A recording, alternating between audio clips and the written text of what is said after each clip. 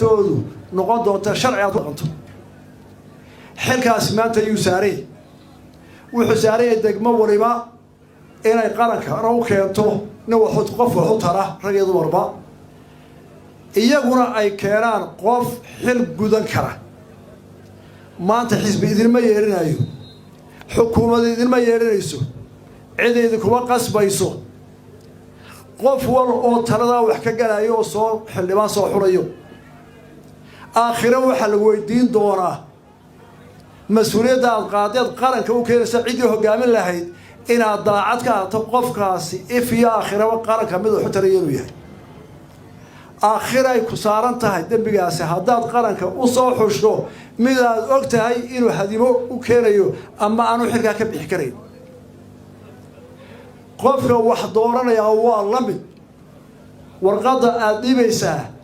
waa inay noqotaa qofka aad dooranaysaa ha dhowto qaranka sharcigu u dejinayo iyo aayaha uu ka talinayo iyo waxa uu dooranayaa inay noqoto mid ifkiin iyo aakhiradiina loo wanaagsan ummadana wax u tari kara oo hawshaa qaban kara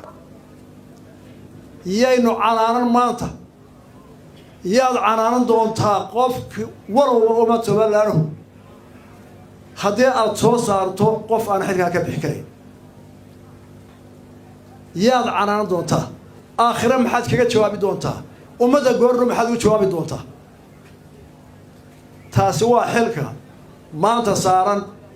degmooyinka cidda ka soo xuraysa dadka iyo qofka dooranaya waxaa loo baahan yahay inay qabtaan dadka xulaya qoladii imika halkan riwaayadda masaajilaa dhigaysa waxay idhahdeen dooramayna wax doonaya nin meeshaa iska joogaan u yeelina war dee waa dhaqa wanaagsan buu ahay bilowada xilka noo qaban karaya kaaloo noo qabo iyo iga dah lixdankii bay noogu dambeysay foodka intaa waxaan leeyahay dadka maanta soo xoraya iyo dadka wax dooranaya mas-uuliyiinta xisbiyada iyo kaadirkooda iyo ragga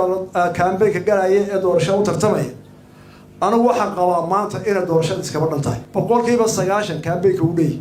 waayo waxaynu geynay doorashadii degmooyinka halkii ugu hooseysay degmo waliba cidday soo xushay ka fiirstay keentay wax laysu eriyado iyo wax laysu xigtaa ma taalo degmooyinkii baa laga soo codaynaya gobollada waa la yaqaana waxaan leeyahay xisbiyada iyo dadka mas-uuliyadda haya waxayna saaran marka ay doorashadu soo gabagaboobayso dabcan maanta waxa tartamaya